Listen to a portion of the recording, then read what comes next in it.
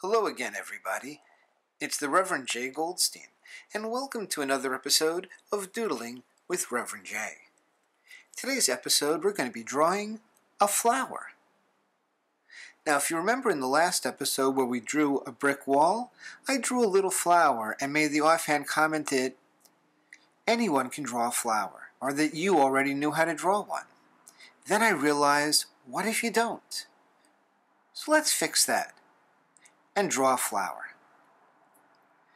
Now when I draw a flower, I like to start on the head of the flower and work my way down.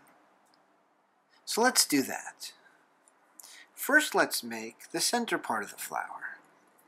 Now if you want to make a very good circle, the way to do it, other than practice, is to make a half circle on one side and then connect it with a half circle on the other. Although counterintuitive, this works because you have more control bringing the pen towards you than pushing the pen away from you. Now let's make some petals, because a flower needs petals. And you can make these as large or as small as you like. But whichever size you pick for the first one, you should probably be consistent all around the flower. I've made a big one, so that we can make this video a little bit shorter. Now the first petals you draw will be the petals on the front of the flower, the petals you see closest to you. I'm going to make 3 of those.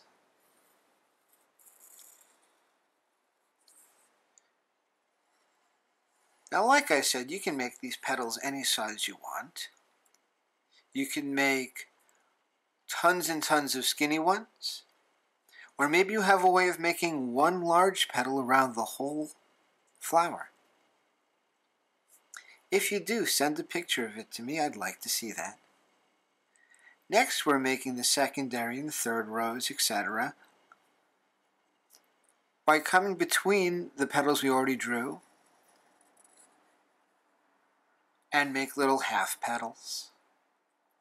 You can do it on either side, left or right. And it doesn't have to be a half. It could be 3/4 or 9/10 of a petal. The idea is that you draw the petal up and over and let it get cut off by one of the front petals. When you've run out of room for doing this, the next thing you're going to want to do is make the last row of petals.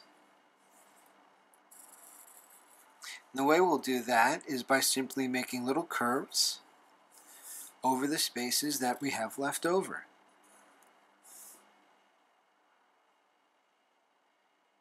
Next, we're going to need a stem for the flower. And since this is a pretty big, heavy-looking flower, we'll make the stem come out of the side as if the head of the flower is pulling it down. And we'll pick a point. And we'll just make a kind of generally up and down curved line like that bends to the right. Then we'll move a little bit to the left of that line and follow it down pretty much as best as we can without making it too uneven and have it bend to the left. Now we can put a little bit of details into our flower. Maybe we want some shading. To give it some dimension, make some lines to make a little shade, and make sure that the space you leave over makes a curve, so that the lines end leaving a curve like that. That way it'll look more round. And you can do the same kind of general shading on all of the petals. And depending on which part of the flower the petal's on, depends on where you're going to put that shading. So as usual, I've put the light source to the right of the picture.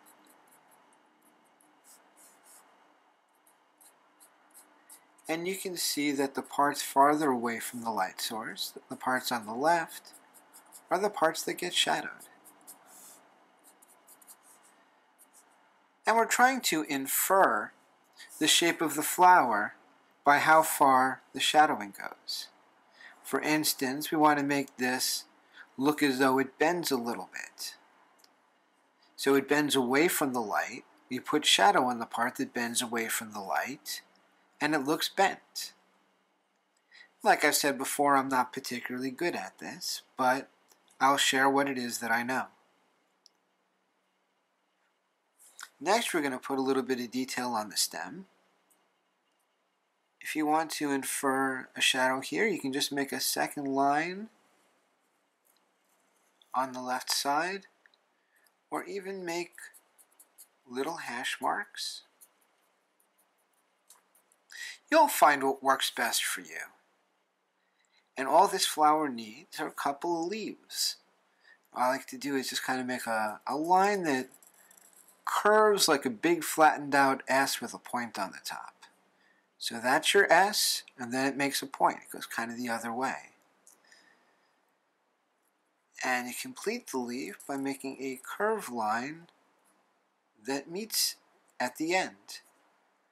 Putting a line down the center of it, whether it be curved or straight, up to you. And then repeating the process for every leaf. Make that flattened out S with a little point. Make that curved line that comes up and meets it at the end. And then put a little line down the middle. And you have a leaf. And again, do a little bit of shadowing. A little bit of shading, hash marking. It's called a lot of different things. I'm going to put a little bit of shadowing here that I didn't see before. So kind of come back to that spot. And if I had more time or talent, this would look a lot better. Because it's a little bitty flower, the grass I put at the bottom will be a little bit larger this time.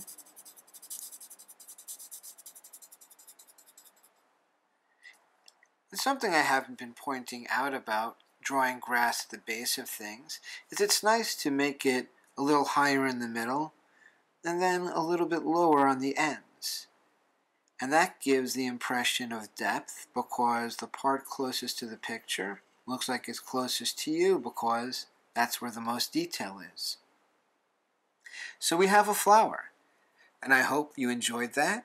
If you did, please hit the like button, share, subscribe, come back to the next time.